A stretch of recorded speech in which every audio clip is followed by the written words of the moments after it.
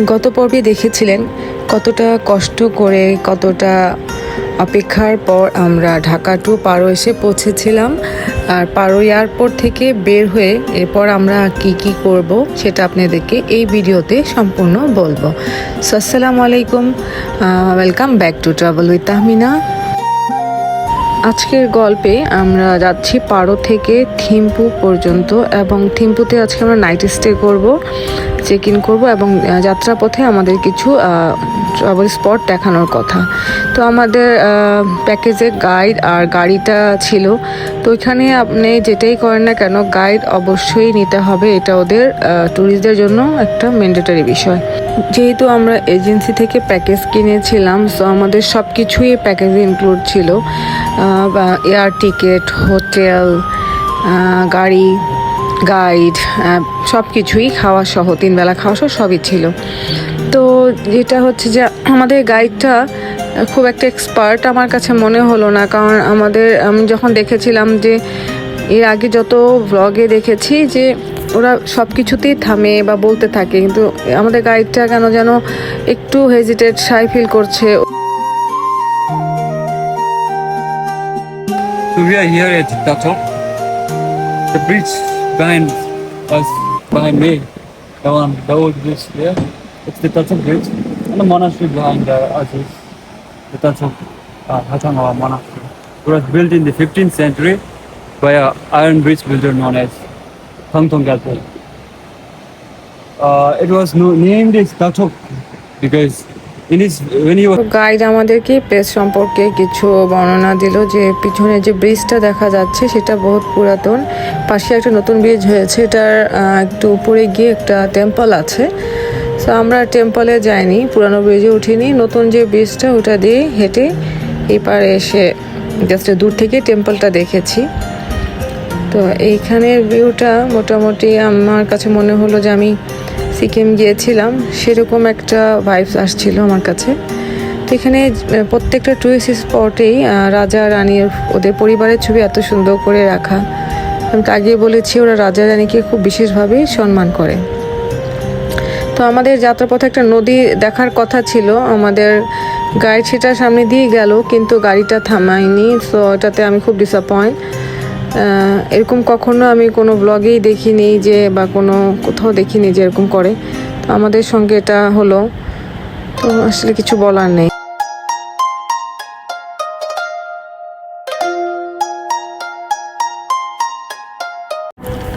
পরে একদম টপে টেম্পলটা ছিল, এই যে এখানে টেম্পলটা দেখা যাচ্ছে। তো ওটা আবার হাইকিং করতে হবে, তো আমরা ওটাই গেলাম না।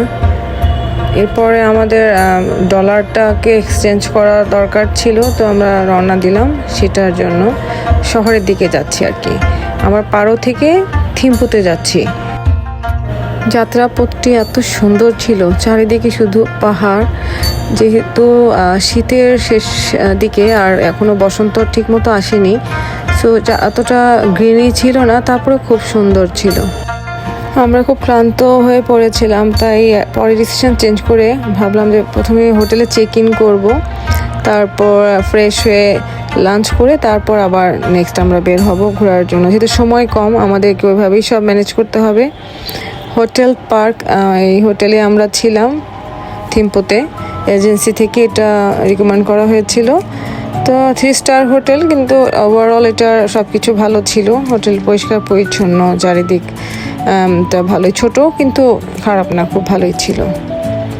তো আমরা লবিতে ওয়েট করছি আর ফর্মালিটিস ডান করলাম, পাসপোর্ট নিয়ে ওরা ফর্মালিটিসগুলো ডান করে তারপরে আমরা রুমে যাব। তারপর আমাদেরকে বসিয়ে ওয়েলকাম ড্রিঙ্ক দেওয়া হলো, 2 কাপ চা। চাটা খুব ভালো লাগলো, রিফ্রেশমেন্ট একটা। তো আমরা এনজয় করলাম চা খেয়ে চলে গেলাম রুমের দিকে। তো রুমে আমাদের রুম নাম্বার ছিল 303। এই যেটা হচ্ছে ওদের সামনে, যে রুমের সামনে জায়গাটা। তো চলেন ঘুরে দেখাই রুম। এই দেখেন রুমটা বেশ বড়, বিশাল। একটা ড্রেসিং টেবিল, 2টো সিঙ্গেল খাট, কিন্তু বেশ বড়, এবং সামনে জানালা আছে বিশাল। সেই জানালা দিয়ে অপূর্ব একটা ভিউ, পাহাড়। ভুটান তো পাহাড়ি এলাকা, সো চারিদিকে যেখানেই তাকাবো শুধু পাহাড় আর পাহাড়। আর আমি পাহাড় প্রেমিক, আমার পাহাড় খুব ভালো লাগে, প্রকৃতি ভালো লাগে, আমি প্রকৃতি ভালোবাসি। তো রুমে ঢুকে আমার মনটা অনেক ভালো হয়ে গেল, সব ক্লান্তি চলে গেল। তারপর আমরা একজন একজন করে ফ্রেশ হতে শুরু করলাম, আর আমি রিল্যাক্স হয়ে শুয়ে পড়লাম বিছানায়। এত আরামদায়ক একটা বিছানা ছিল।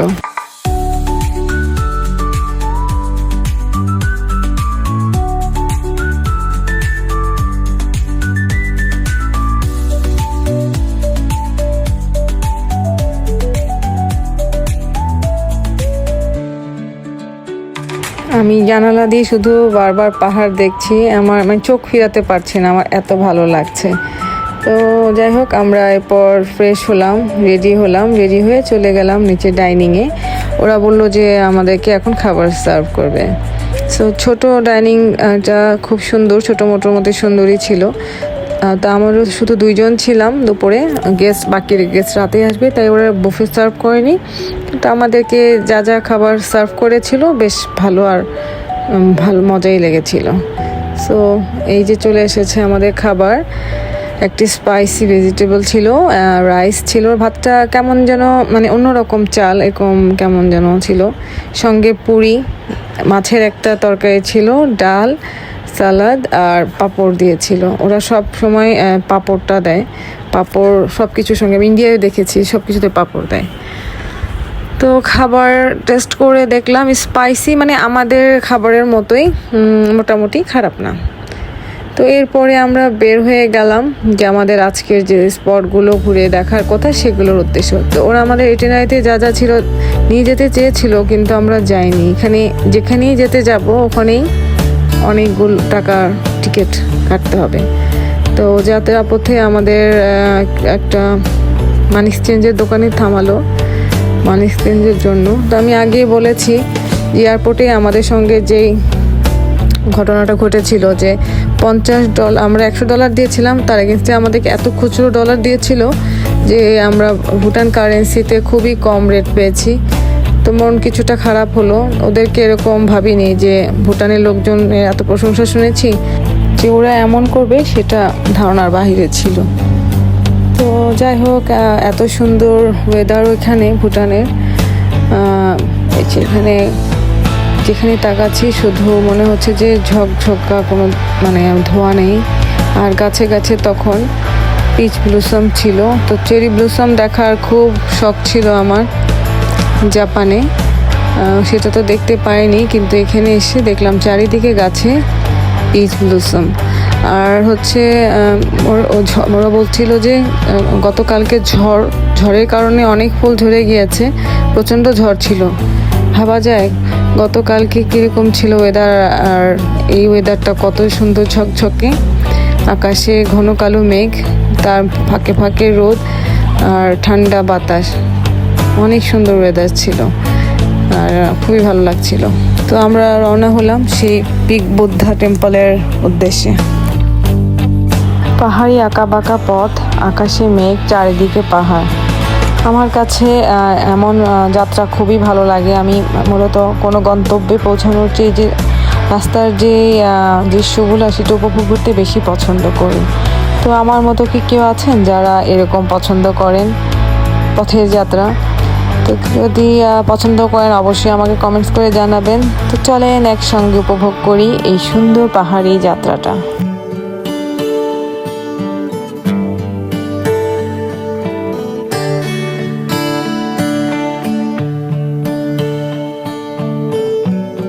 দূর থেকে দেখা মিলল সেই বিশাল সোনালী বৌদ্ধ মূর্তিটি, যেটা এশিয়ার মধ্যে সবচেয়ে বড় একটা বৌদ্ধ মূর্তি।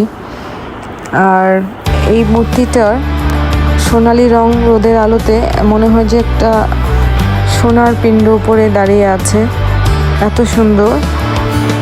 তো চলেন যাই, আমরা দেখব কাছে থেকে এই সুন্দর মূর্তিটা এবং এই টেম্পলটা ঘুরে দেখাবো আপনাদেরকে।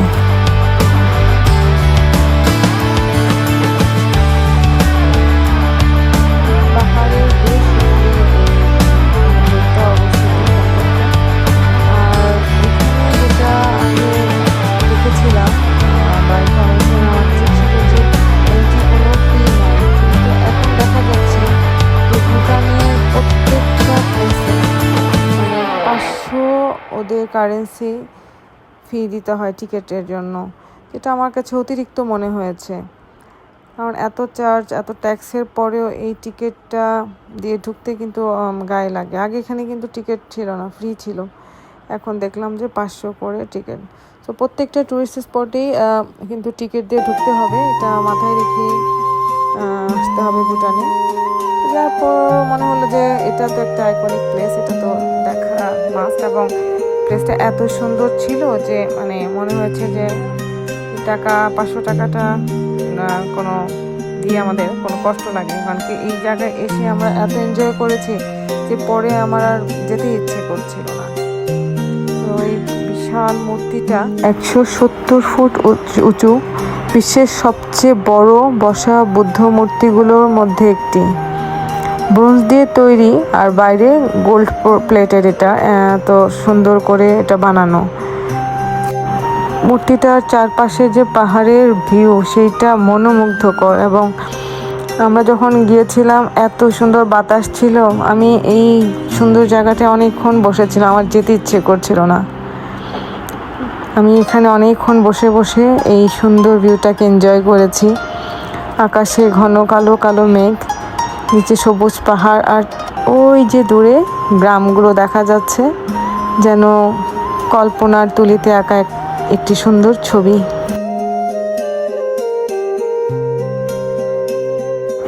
ভুটানের চতুর্থ রাজার 60 বছর পূর্তি উপলক্ষে এটা তৈরি করা হয়। 2015-এ এটা পুরোপুরি কমপ্লিট হয়। এটার ভিতরে আরও অনেক ছোট ছোট মূর্তি আছে, তো ভিতরে প্রার্থনা করা হয়।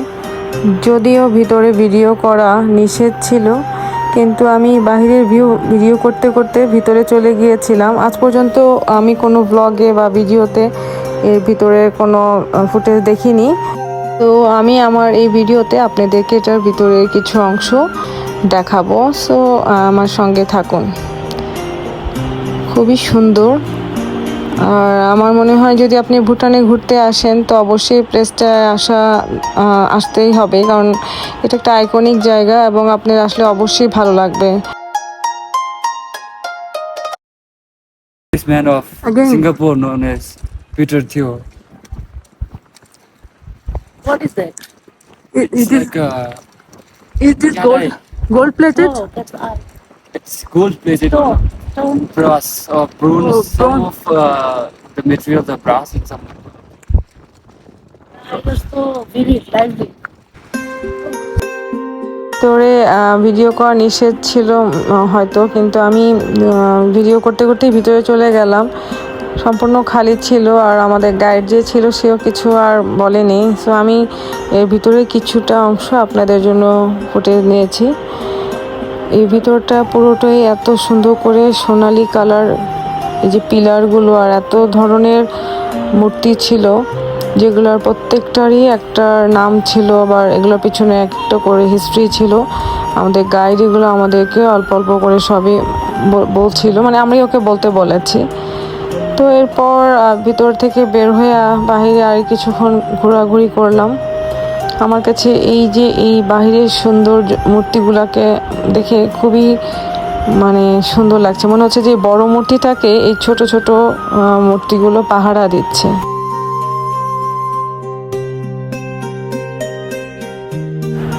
500 টাকার টিকিট বেশি মনে হলেও ভিতরে এসে এত ভালো লেগেছে যে মনে হচ্ছে যে ঠিক আছে, 500 টাকা দিয়ে ঢুকেও মনের শান্তিটাই আসল। আর জায়গাটা রিয়েলি খুবই সুন্দর। তারপর আমরা বের হয়ে গেলাম। তো আমরা ওদেরকে বলছিলাম যে আমরা এই ব্লসম, এই যে সুন্দর সুন্দর পিঙ্ক ফুলগুলোর সঙ্গে ছবি তুলতে চাই। তো ওরা আমাদেরকে মিউজিয়াম বা ওদের যে কালচার যে প্রোগ্রামে নিয়ে যেতে চেয়েছিল, সেগুলো কিন্তু টিকিট দিয়ে যেতে হবে। তো পরে ওরা আমাদেরকে বললো যে রাস্তায় তো দাঁড়ানো নিষেধ, তোমাদেরকে একটা পার্কে নিয়ে যাব। তো এই পার্কটা প্রথমে নিয়ে এসেছিল, তো এটা আবার আন্ডার কনস্ট্রাকশন, ওদের কাজ চলছিল, তো সেটা এখন পুরোপুরি রেডি না। কিন্তু এটার ভিউটাও খুবই সুন্দর ছিল। তো এই যে দেখেন কি সুন্দর, পুরো চেরি ব্লসমের মতোই চারিদিকে ফুল ফুটেছিল, আরও বেশি ছিল। মানে আমিও দেখছিলাম যে অনেক ফুল ঝরে গেছে, যেহেতু তার আগের দিনই এখানে অনেক ঝড় ছিল। তো এই পার্কটার জন্য কোনো টিকিট লাগেনি বা পেমেন্ট করা লাগেনি, যেহেতু এটা এখনও কাজ চলছে, কমপ্লিট না। তো এখানে আমরা বেশিক্ষণ থাকলাম না, কিছুক্ষণ থেকে তারপর ওরা আমাদের এর পাশেই ছিল সেই যেখানে ওদের একটা কালচারাল প্রোগ্রাম হয়, মিউজিয়াম, যেখানে 1000 টিকিট কেটে ঢুকলে এটার ভিতরে খাওয়া দাওয়া বা ওদের কালচারাল যে অ্যাক্টিভিটিস ওগুলো আপনাকে দেখাবে। তো আমি এটা বিভিন্ন ভিডিওতে বা ব্লগে দেখেছি, আমরা সেটাতে যাইনি। এরপরে আমরা চলে গিয়েছিলাম একটা চিলড্রেন পার্কে, যেটা অসম্ভব একটা সুন্দর জায়গা, আমাদের ইটিনারিতে ছিল। তো এই পার্কটা আবার ফ্রি ছিল না, এখানে ঢুকতে আমাদের 100 করে ওদের কারেন্সিতে পে করার লেগেছিল।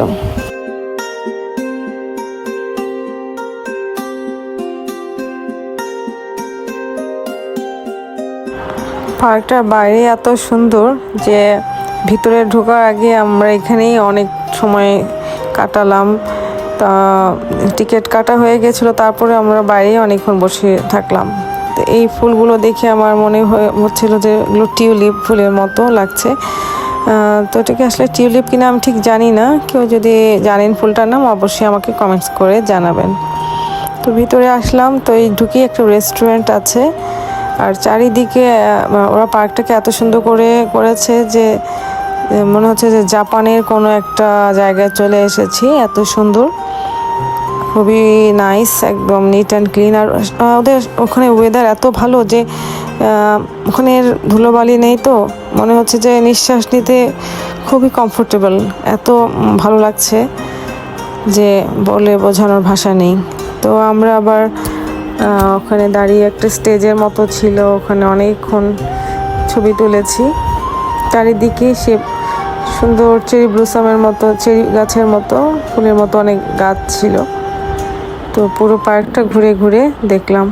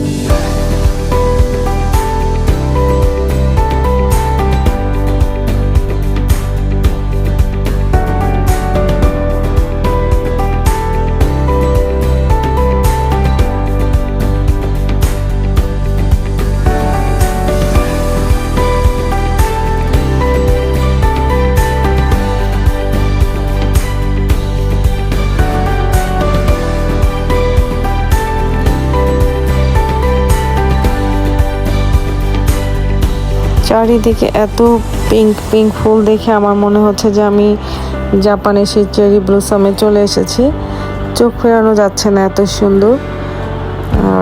আর বিকাল হয়ে এসেছিল, প্রচণ্ড বাতাস আর ঠান্ডাও ধীরে ধীরে বাড়ছিল। তো আমরা এই পার্কটা কিছুক্ষণ থেকে সময় কাটিয়ে ছবি তুলে তারপর চলে গিয়েছিলাম আমাদের হোটেলে।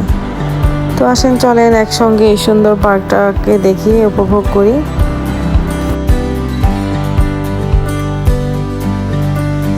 আমাদের গাইড আর ড্রাইভার আমাদেরকে আর এরপর কোথাও ঘোরাতে নিল না। আমি আগে যতগুলো ভিডিও বা ব্লগে দেখেছি, ওরা তো ওদের গাইডগুলো সুইট ছিল যে ওদেরকে টাইমের বেশি ওদেরকে ঘুরে দেখিয়েছিল, কিন্তু আমাদেরগুলো টাইমের হিসাব করলো, বললো যে 9টা থেকে 5টা, ঠিক 5টায় আমাদেরকে হোটেলে নামিয়ে দিয়েছিল। তো আমরা রুমে ফ্রেশ হয়ে নিচে ডাইনিংয়ে চলে এসেছি। তো ডাইনিং এখানে 7:30টার দিকে শুরু হয়ে যায়।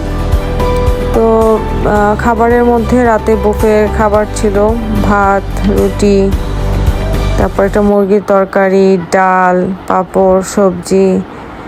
তো আমরা রাতের ডিনারটা একসঙ্গে নিচে বসে করলাম। এই যে আমার প্ল্যাটারটা, আমি রুটি খেয়েছিলাম, সঙ্গে আচার ছিল, এবং পরে ওরা একটা মিষ্টি দিয়েছিল, রসগোল্লা, স্পঞ্জি বাটিতে করে। খাওয়া দাওয়া শেষ করে আমরা হাঁটতে বের হলাম। আমাদের হোটেলটার আশেপাশে অনেক ধরনের শপ ছিল, দোকান, মার্কেট ছিল। তো এই মার্কেটটাতে ফার্স্টে ঢুকলাম, এখানে অনেক রকম শো পিস আর কাচের জিনিসপত্র, প্লেট, গ্লাস, রুম ডেকোরেশনের জিনিস, অনেক সুন্দর সুন্দর জিনিস এখানে ছিল। এটা শুধু এগুলোই হোম ডেকোরেশনই আর কি, খাবার দাবার কিছু ছিল না। তো এখান থেকে কিছুক্ষণ ভিতরে হাঁটাহাঁটি করে দেখে পরে আবার আমরা আশপাশের মার্কেটগুলো ঘুরে ঘুরে দেখলাম। পরে একটা ড্রেসের দোকানে ঢুকলাম, ওদের ট্রেডিশনাল ড্রেসের যে কাপড়, এগুলো কিন্তু খুব এক্সপেন্সিভ কাপড়গুলো, যে কাপড়গুলো বানায়। তো ঠান্ডার মধ্যে আমরা দুজন হেঁটে বেড়াচ্ছিলাম, বেশ ভালোই লাগছিল। পরে আমরা একটা সুপার শপে ঢুকে কিছু চিপস কিনলাম, ড্রিঙ্কস কিনলাম। পরের দিন আমাদের আবার বেশ সকালে পোনা খাওয়ার উদ্দেশ্যে বের হতে হবে। সো আমরা পথে খাওয়ার জন্য এই টুকটাক জিনিসগুলো কিনে পরে হোটেলে ব্যাক করলাম। আজকের গল্প এখানেই শেষ হলো। পরবর্তীতে আমরা থিম্পু থেকে কিভাবে পুনাখা গেলাম, কি করলাম সেই গল্প নিয়ে আসবো। So thanks for watching, bye bye.